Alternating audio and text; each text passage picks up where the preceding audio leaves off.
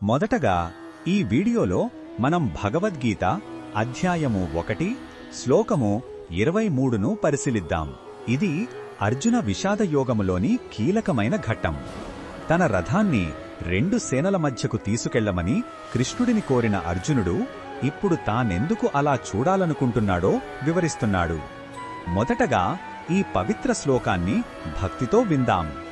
యోత్స్యమానానవేక్షేహం ఏ తేత్ర సమాగతాః ధార్తరాష్ట్రస్య దుర్బుద్ధేర్ యుద్ధే ప్రియచికీర్షవః.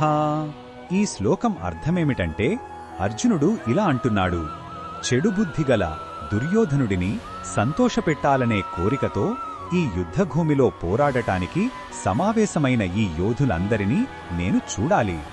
ఎవరెవరు అతని పక్షాన నిలబడ్డారో నేను గమనించాలి. ఇక్కడ అర్జునుడు దుర్యోధనుడిని దుర్బుద్ధి అని సంబోధించడం గమనించాలి.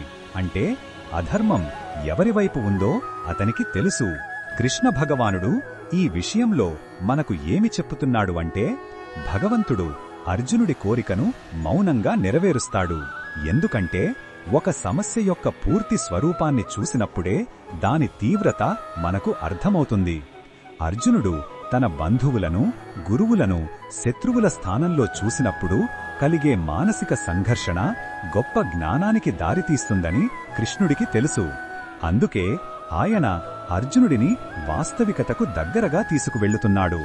ఈ బోధనను మన దైనందిన జీవితంలో ఎలా ఉపయోగించుకోవచ్చు అంటే, మన జీవితంలో ఏదైనా ఒక పెద్ద సవాలును ఎదుర్కోవలసి వచ్చినప్పుడు దాని నుండి పారిపోకూడదు.